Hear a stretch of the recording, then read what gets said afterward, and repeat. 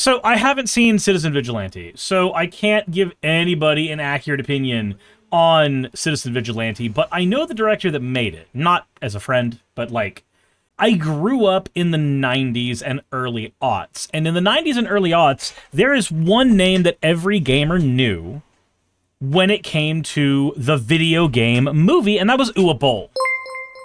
Uwe Boll was the guy responsible for a ton. In this video, I'll be ranking... Nope.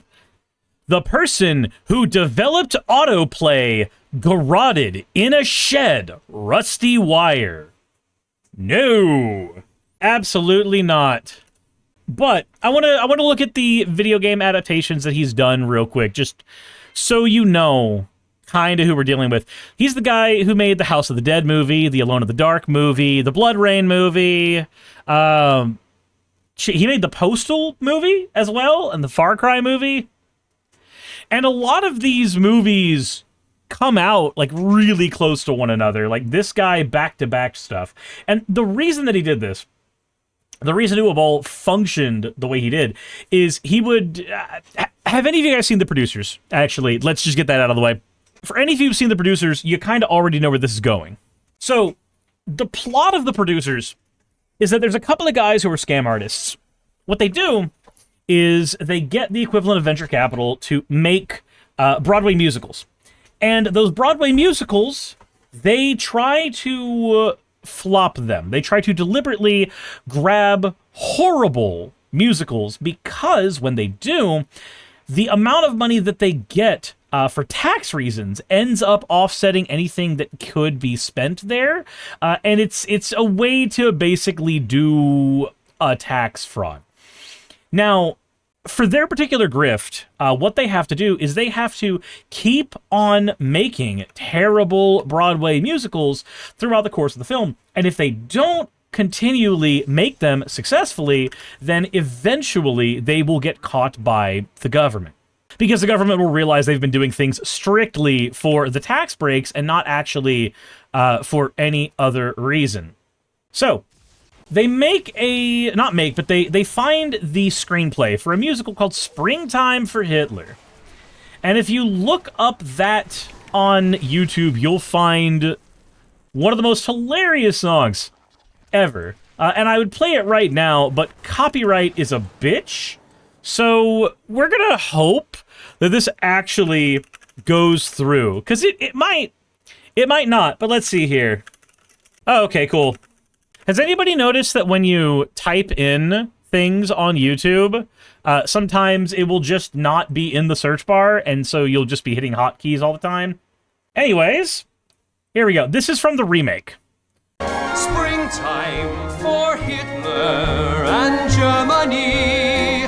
Look, it's springtime. Winter for Poland and France.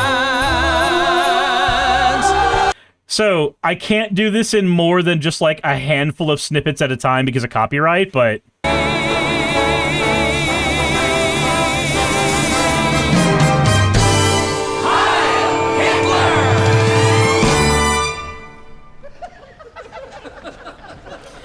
So at this point in the movie, everybody who was a critic, who was watching Springtime for Hitler in the screening, they were about to leave because it was garbage. It's utter fucking garbage. And that was the point.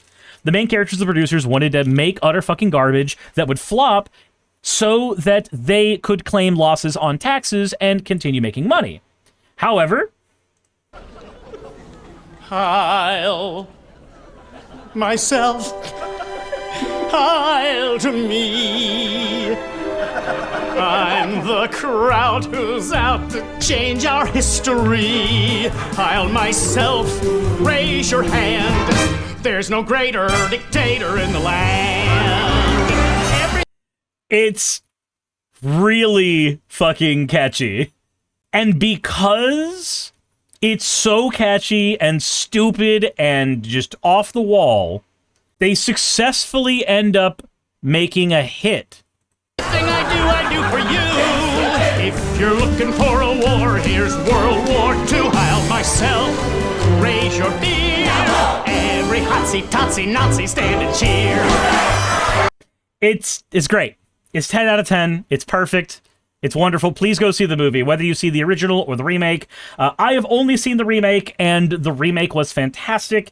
I am sure that the original is good as well, but again, I have not seen the original. Now, I show you that so you can see kind of what Uwe was trying to do. So because of how taxes work for Uwe, I think it's German taxes, I believe, specifically, that he exploits, where if he makes a certain amount of loss on any movie that he makes, he gets tax breaks as a result of it.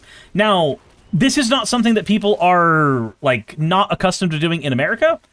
Businesses do this all the time. So, if you've ever read books like Rich Dad, Poor Dad, 4 Hour Work Week, any of those, like, get rich, quick, ethically may or may not be part of the conundrum books, they tell you a lot of these techniques that get used by the uber rich. Now, a thing to note about Rich Dad, Poor Dad, the guy who wrote the book likely was lying about the entire goddamn thing because he actually wasn't a rich person when he wrote the book. He made his money through writing the book, so it was very much a fake it till you make it thing. But basically, what people will do is they will say, I want a new yacht, but this yacht is going to cost me several $1 million. So what I'm going to do is I'm going to get the yacht as something that is under my company. This will be the company yacht. And the IRS, because the IRS is very vibes-based, I'm not even going to lie. A friend of mine was actually trying to figure out what he could do to write off some stuff on his car for taxes, and he was trying to see if he could start a YouTube channel about it, and I said, well, you gotta get past hobby income first, and there is no definitive line to which you pass to actually get past what's called hobby income. It's literally the IRS does a vibes check on you to determine whether or not you intended to make money doing thing, and whether you are operating in a business-like way. Like, I'm dead serious. That's what the tax code says. It's fucking weird. But because the IRS is very, very vibesy, what'll happen is you'll say, hey, my LLC needs this yacht. We're going to use it for business. Now, what that business is, who fucking knows? They'll usually use some statement like, did you use this for the majority of business reasons in the year of X? And then if you say yes, which you're working on it on the yacht with your laptop doing stock trading, and then you bring people on it for meetings, congratulations, you're using it for business reasons the entire time. Definitely check with any tax agent that you have access to instead of listening to the words that I'm saying, but I'm giving you a general idea of how this thing functions. So the person says, yeah, I'm going to use this for business reasons, and the IRS says, cool.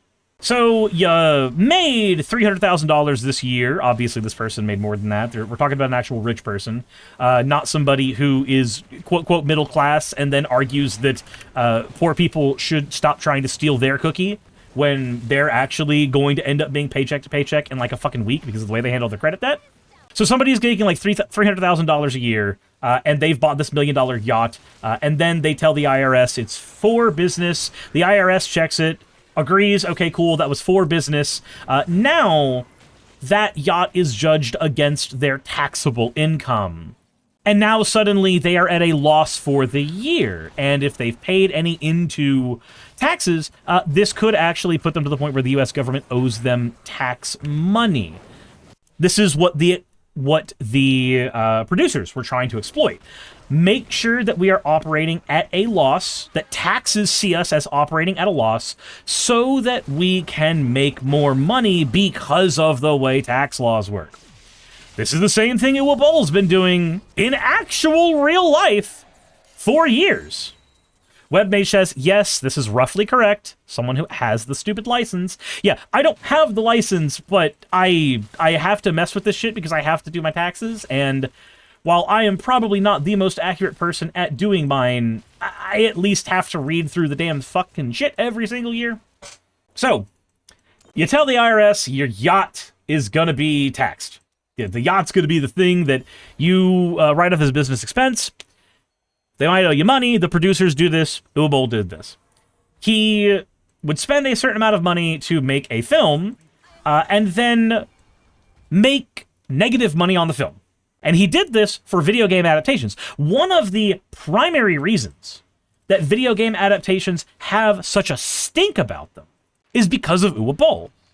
Now, it's not just him, obviously. There's plenty of people who have made bad video game adaptations. But there are plenty of video game adaptations like, say, the original Mortal Kombat movie, or even in modern days, the Sonic the Hedgehog movies, that are actually good, not only adaptations, but good movies in their own right, even when juxtaposed to anything else.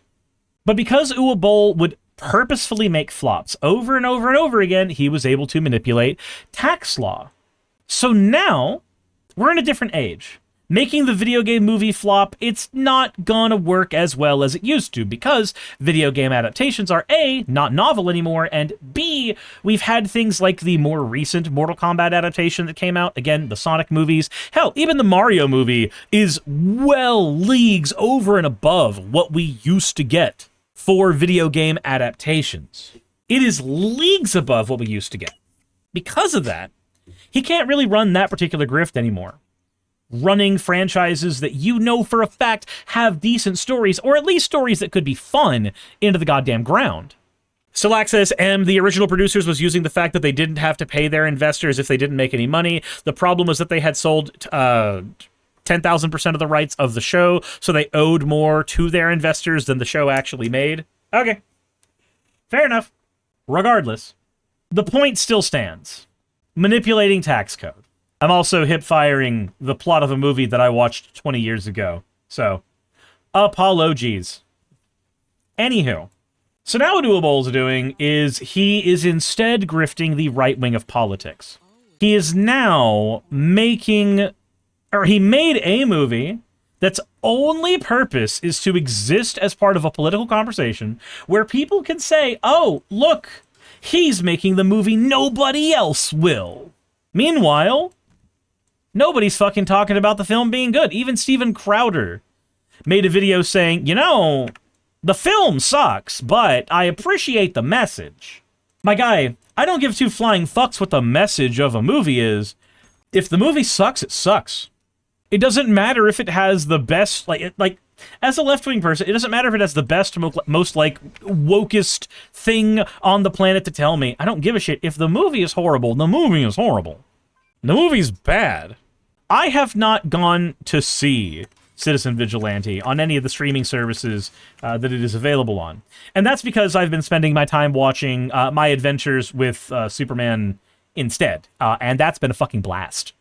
Jessica Davis, I know the plot of the movie. I know the plot of the movie is, so the message was basically killing all immigrants bad. No, the message of the movie is immigrants are invading us, we should kill them. That's, what? You mean killing all bad immigrants? Killing bad people because they're immigrants? Oh, killing all immigrants good was a typo. How do you typo bad from good? How does that work? I am fascinated by that. That's crazy. But yeah, it's basically the movie that the woke left doesn't want you to see right now. But like with every other thing that's been made in the conservative ecosystem lately, it's not good. It's not good. Again, I have not seen it. But I also have not seen anybody, even people on the right, actively lauding it. Which you would expect them to.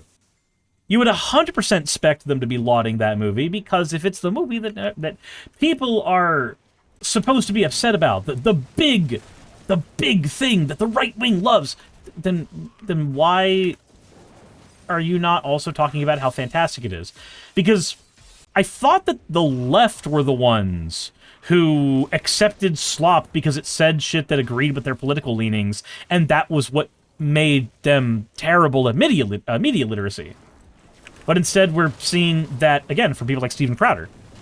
Voice Like Carbon says, the message was actually killing brown immigrants is good, white immigrants get a pass. Right, but you gotta remember, the idea behind the white immigrant is entirely based on what the definition of white is at the time.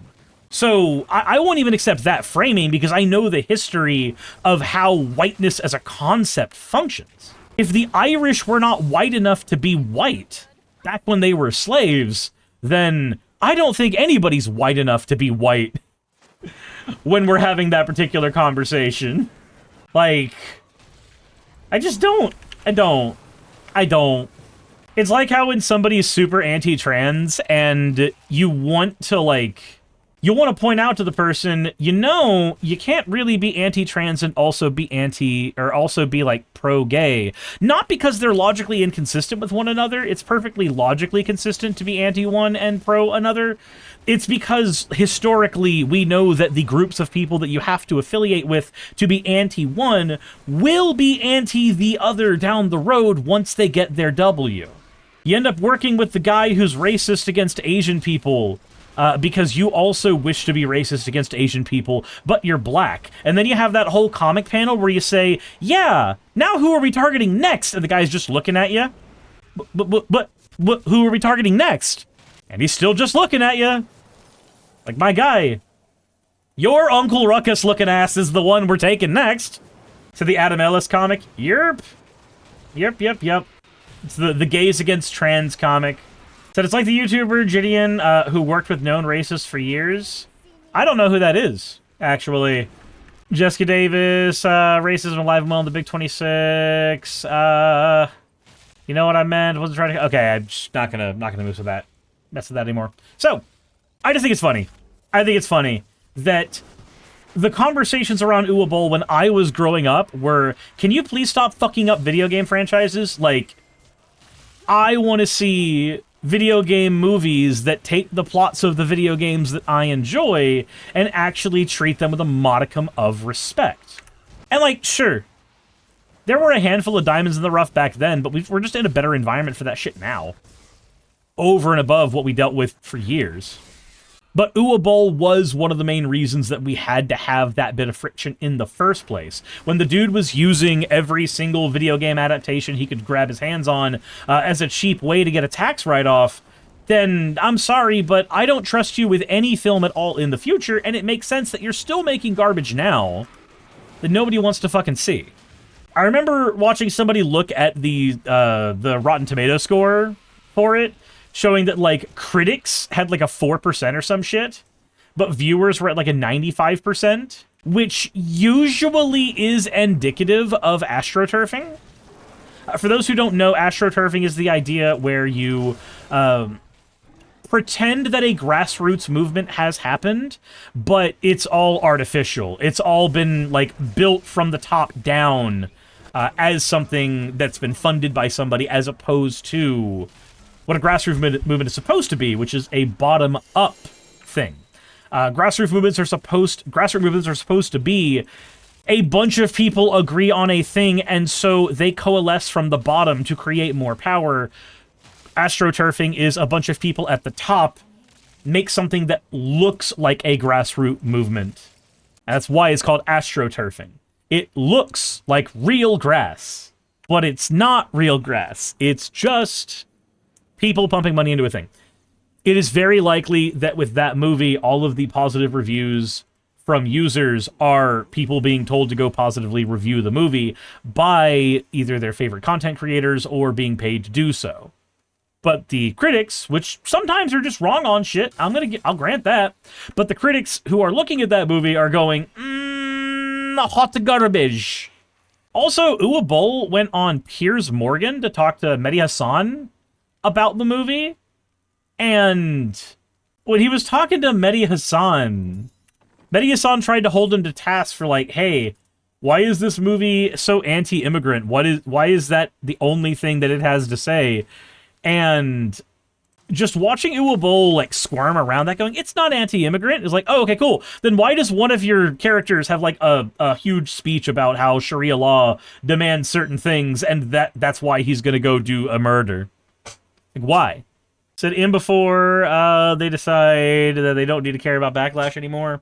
I mean, the Trump campaign doesn't have to care about backlash. Remember, the left has to consume itself to make sure that Graham Plattner is held to task about his own scandals and misdeeds. But on the right wing of politics, you can just have a rapist in the White House. Like, you can just have a little rapist president as a treat, and then they don't do anything about it. They just kind of accept that that's normal now, for some reason. I don't get it. I don't get it at all. Terrence says that was in response to ICE killing another person this morning. Oh, yeah, no, but ICE is also controlled by the right wing of the government right now. Like, I don't think that they give a shit about backlash. I don't. Like, in broad strokes, they don't. Remember, girl who was in charge of Pam Bondi sent out that memo saying that ICE didn't need to actually get warrants to do their knocking shit. They were able to just enter homes and take people out of it. That's the environment Citizen Vigilante is being released in.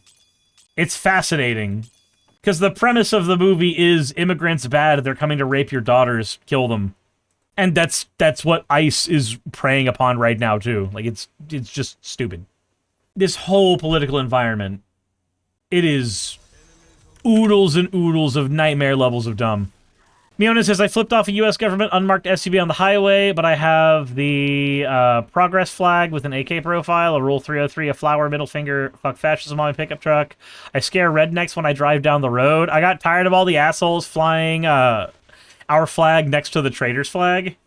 Senshini says, it's not anti-immigrant. The main character is an immigrant too. It's about where those immigrants come from. It's very complex. A wokist wouldn't understand.